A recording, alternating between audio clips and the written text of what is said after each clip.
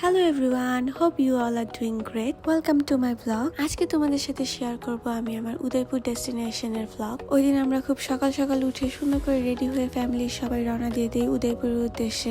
যদিও আমরা জানতাম যে বর্তমানে এটা খুবই একটা হাইপ রিসোর্ট, এর জন্য আমরা আর্লি বুকিং করেই যাই। যে দেখি তাদের এন্ট্রির টিকিট প্রায় ডাবলের থেকেও ডাবল করে রেখে দিয়েছে তারা। আমরা যখন কল দিয়ে রিজার্ভেশন নিচ্ছিলাম তখনও তারা আমাদের কিছুই জানায়নি এসব ব্যাপারে। সো এই ব্যাপারে একটু তাদের সাথে কথা বলছিলাম। এখন কি আর করার, যেহেতু ফ্যামিলি নিয়ে গিয়েছি এর জন্য এক্সট্রা পেমেন্ট দিয়ে আমরা এন্ট্রি নেই। এন্ট্রি প্লাস ফুডের জন্য আমরা পার পার্সন তাদের পে করি 1200 টাকার মতো। এন্ট্রি নিতেই আমরা দেখি চারদিকে ফুলে ঘেরা সুন্দর একটা পরিবেশ। যদিও ওই দিন অনেক বেশি গরম পড়েছিল, তাও চারদিকের পরিবেশ দেখে খুব ভালোই লাগছিল। একদিকে একটা পুরো ক্যাসেল ছিল, আরেকদিকে একটা ট্রেডিশনাল বাসা ছিল, আর সবগুলোই ছিল ফুলে ঘেরা। চারদিকের পরিবেশ দেখে মনটা অনেক ভালোই হয়েছিল। বাট হাফ এন আওয়ার পর থেকে একদমই আর দাঁড়ানো যাচ্ছিল না। যেমন পড়েছিল গরম, তেমন মানুষের ভিড় পড়ে গিয়েছিল।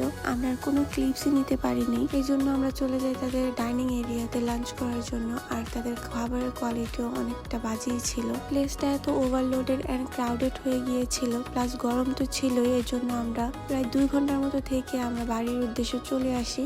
সো আজকের জন্য এই পর্যন্ত আমার মিনি একটা ব্লগ ছিল। Thanks for watching.